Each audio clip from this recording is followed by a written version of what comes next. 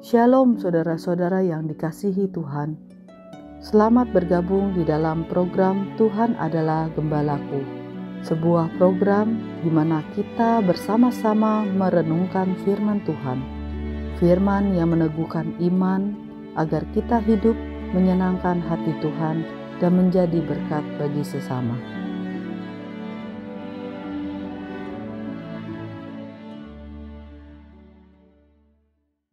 Shalom saudara-saudara yang dikasihi oleh Tuhan. Kita bersyukur untuk berkat Tuhan yang Tuhan sediakan dalam hidup kita. Dan biarlah dengan berkat itu kita menjalankan kehidupan kita dengan mentaati apa yang Tuhan inginkan dalam hidup kita. Salam jumpa dalam program Tuhan adalah Gembalaku. Semangat memberontak kepada kebenaran merupakan semangat dari orang-orang berdosa. Keberdosaan kita nampak ketika kita mulai memberontak kepada kebenaran yang dinyatakan kepada kita. Itulah yang dialami oleh Hawa ketika iblis mencobai dia. Bagaimana iblis mencobai Hawa adalah supaya Hawa memberontak kepada perintah-perintah Tuhan kepadanya. Demikian juga orang-orang yang suka membalik-balikkan ketidakbenaran dianggap kebenaran atau kebenaran sebagai ketidakbenaran. Itu adalah semangat dari keberdosaan manusia. Saudara, kejadian seperti ini terjadi juga pada masa Tuhan Yesus berinkarnasi 2000 tahun yang lalu. Bagaimana pemimpin-pemimpin agama membalik-balikkan kebenaran sebagai ketidakbenaran dan ketidakbenaran sebagai kebenaran. Mari kita merenungkan firman Tuhan hari ini yang terambil di dalam Matius pasal 12 ayat 22 sampai 37. Kemudian dibawalah kepada Yesus seorang yang kerasukan setan. Orang itu buta dan bisu. Lalu Yesus menyembuhkannya sehingga si bisu itu berkata-kata dan melihat. Maka takjublah sekalian orang banyak itu, katanya, ia ini agaknya anak Daud. Tetapi ketika orang Farisi mendengarnya, mereka berkata, dengan Beelzebul, penghulu setan, ia mengusir setan. Tetapi Yesus mengetahui pikiran mereka, lalu berkata kepada mereka, setiap kerajaan yang terpecah-pecah pasti binasa, dan setiap kota atau rumah tangga yang terpecah-pecah tidak akan bertahan. Demikianlah juga kalau iblis mengusir iblis, ia pun terbagi-bagi dan melawan dirinya sendiri. Bagaimanakah kerajaannya dapat bertahan? Jadi, jika aku mengusir setan dengan kuasa Beelzebul, dengan kuasa siapakah pengikut-pengikutmu mengusirnya? Sebab itu, merekalah yang akan menjadi hakimmu. Tetapi jika aku mengusir setan dengan kuasa Roh Allah, maka sesungguhnya kerajaan Allah sudah datang kepadamu. Atau bagaimanakah orang dapat memasuki rumah seorang yang kuat dan merampas harta bendanya apabila tidak diikatnya dahulu orang kuat itu? Sesudah diikatnya, barulah dapat ia merampok rumah itu. Siapa tidak bersama aku, ia melawan aku. Dan siapa tidak mengumpulkan bersama aku, ia mencerai-beraikan.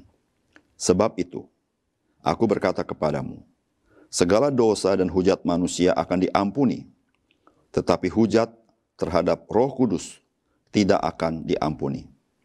Apabila seorang mengucapkan sesuatu menentang anak manusia, ia akan diampuni. Tetapi jika ia menentang Roh Kudus, ia tidak akan diampuni, di dunia ini tidak, dan di dunia akan datang pun tidak. Jikalau suatu pohon kamu katakan baik, maka baik pula buahnya.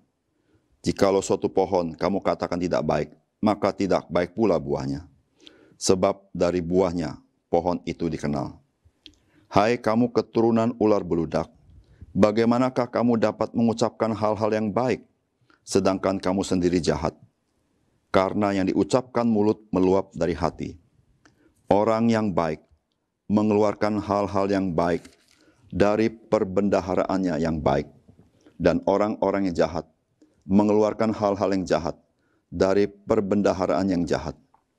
Tetapi aku berkata kepadamu, setiap kata sia-sia yang diucapkan orang harus dipertanggungjawabkannya pada hari penghakiman. Karena menurut ucapanmu, engkau akan dibenarkan, dan menurut ucapanmu pula, engkau akan dihukum.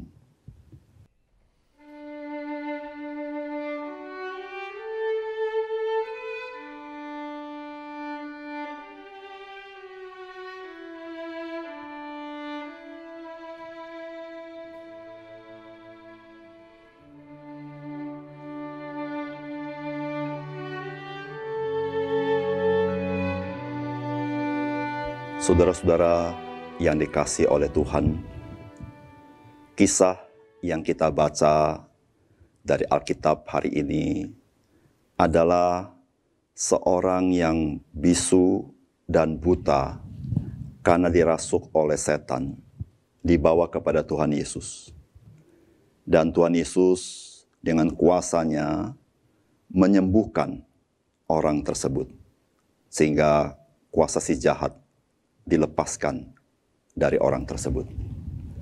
Maka orang-orang banyak, yaitu orang-orang Yahudi, ketika melihat mukjizat yang Tuhan Yesus kerjakan dengan kuasa yang luar biasa, mereka mengatakan, Yesus ini kemungkinan adalah anak Daud. Saudara-saudara, maksudnya adalah saudara-saudara, Yesus adalah Mesias ketika disebut anak Daud. Ketika orang-orang Farisi mendengarkan hal ini, maka respons mereka sangat negatif. Mereka bahkan mengatakan bahwa Tuhan Yesus itu mengusir setan dengan kuasa Beelzebul, yaitu penghulu setan. Saudara-saudara, terhadap respons orang Farisi ini, bagaimanakah sebenarnya Tuhan Yesus menanggapi mereka? Saudara, yang pertama, saudara Mesias datang memang akan melakukan banyak mukjizat. Karena dalam perjanjian lama dikatakan di dalam Yesaya pasal 35 ayat 5 sampai 6, dikatakan pada waktu itu mata orang-orang buta akan dicelikan, dan telinga orang-orang tuli akan dibuka.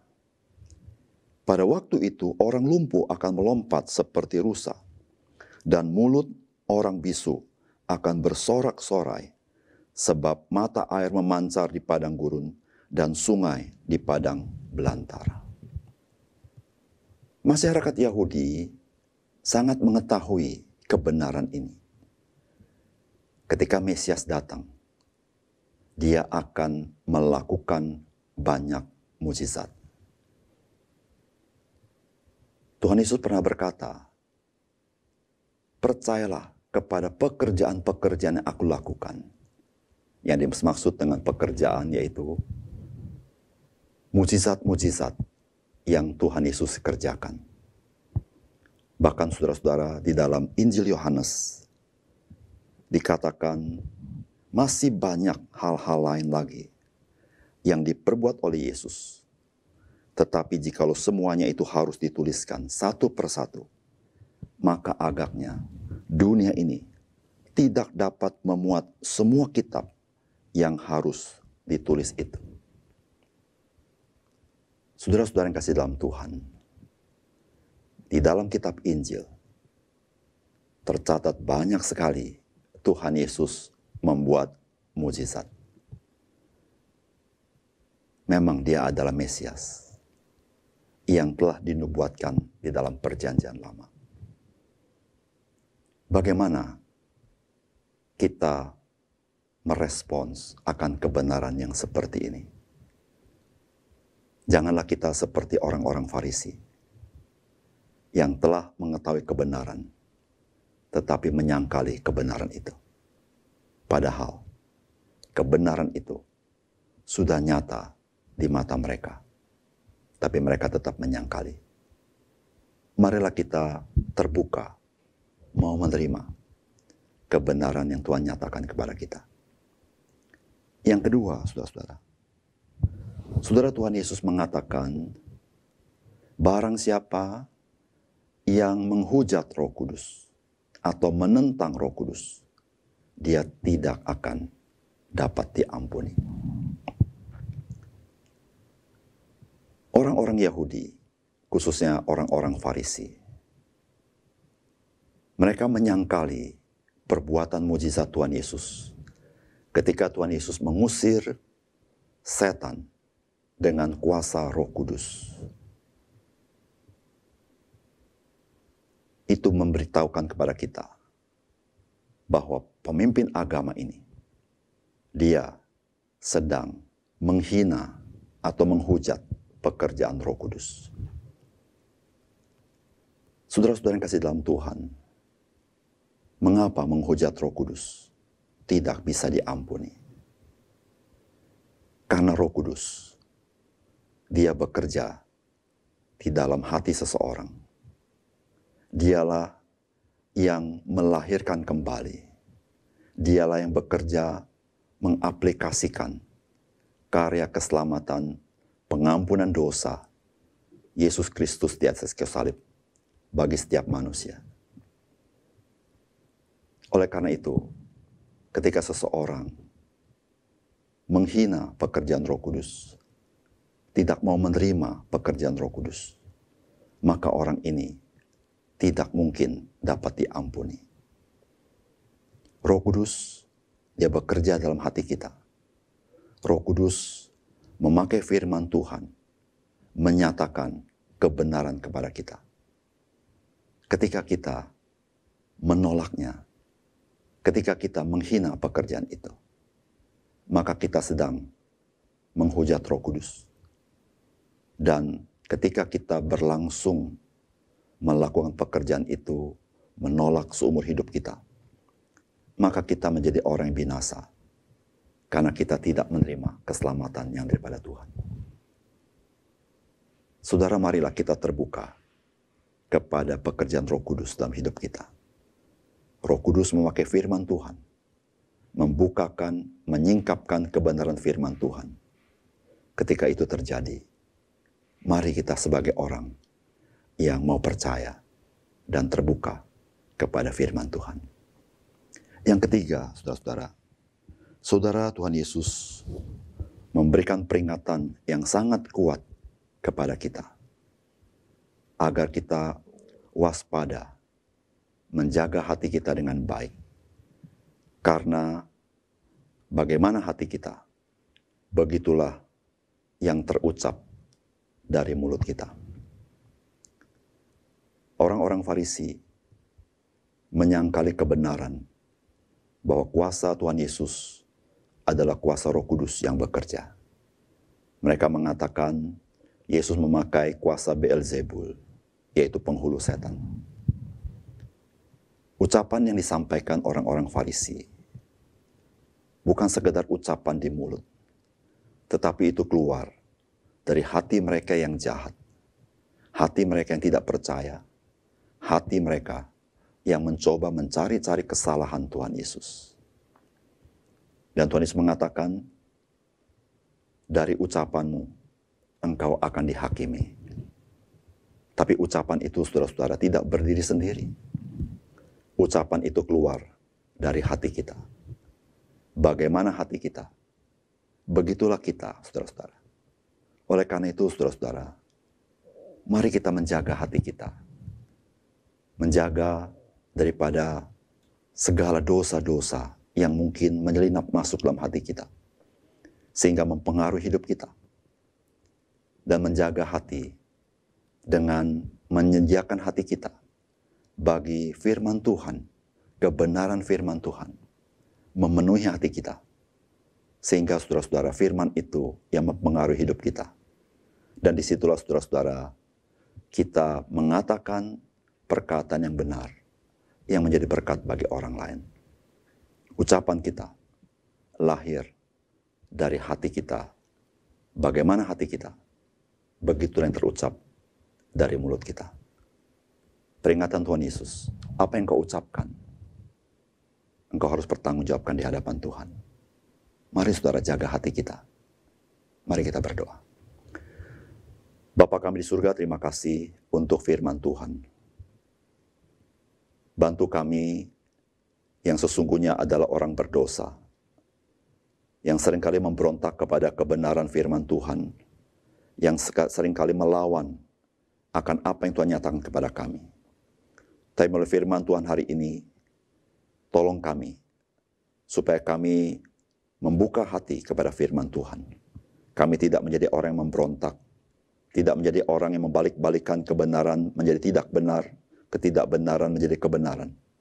Tetapi kami sungguh-sungguh ya Tuhan, mau menerima kebenaran firman Tuhan dengan utuh, sehingga firman-Mu memenuhi hati kami, firman-Mu menjaga hati kami, sehingga hidup kami dipengaruhi oleh firman Tuhan, tutur kata kami dipengaruhi oleh kebenaran firman Tuhan, sehingga dengan demikian ya Tuhan, kami boleh menyenangkan hati Tuhan. Tuhan tolong kami, supaya hari ini kami sungguh-sungguh hidup di dalam ketaatan akan Engkau. Kami menyadari kami mempunyai potensi memberontak, tapi Tuhan ajar kami, supaya kami belajar dipenuhi Roh Kudus, dipimpin oleh firman Tuhan. Terima kasih Tuhan untuk firman-Mu. Di dalam nama Tuhan Yesus, kami berdoa. Amin.